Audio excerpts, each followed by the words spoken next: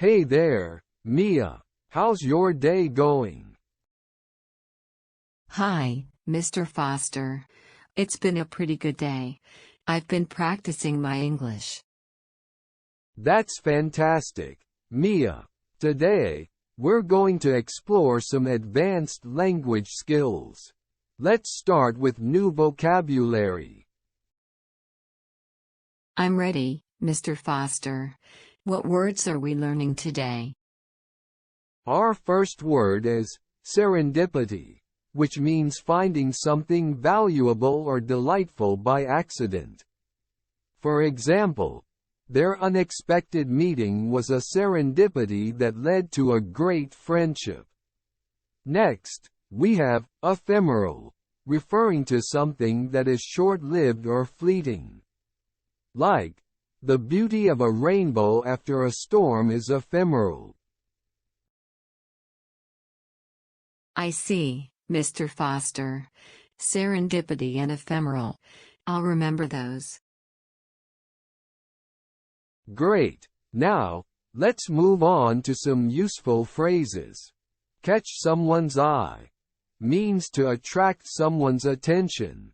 For instance, her artwork at the gallery caught everyone's eye. And read between the lines means to understand something that is not directly stated. Like, when he said he was fine, I had to read between the lines and ask what was bothering him. I understand, Mr. Foster. Catch someone's eye and read between the lines. You're doing great, Mia. Let's explore idioms. A penny for your thoughts is a way to ask someone what they are thinking about. For example, you seem lost in thought. A penny for your thoughts? And, the ball is in your court, means it's your responsibility to make a decision or take action. Like, I've done my part, and now the ball's in your court. I've heard of those idioms, Mr. Foster. A penny for your thoughts and the ball is in your court. Excellent, Mia. Now, let's delve into phrasal verbs.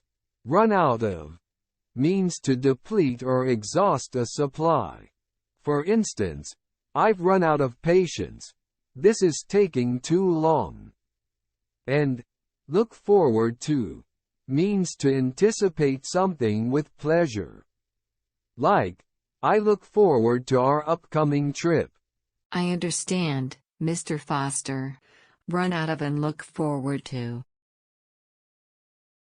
Great job, Mia. Now, let's discuss some slang.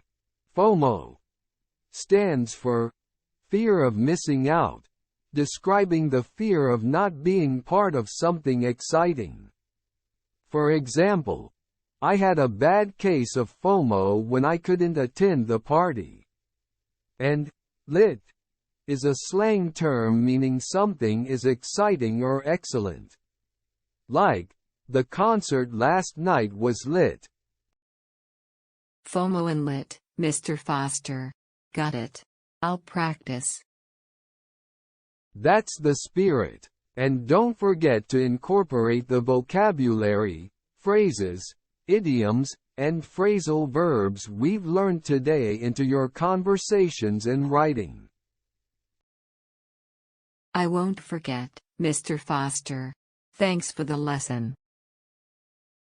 We hope you thoroughly enjoyed this conversation. If you're eager to further enhance your English skills, we warmly invite you to subscribe to our channel.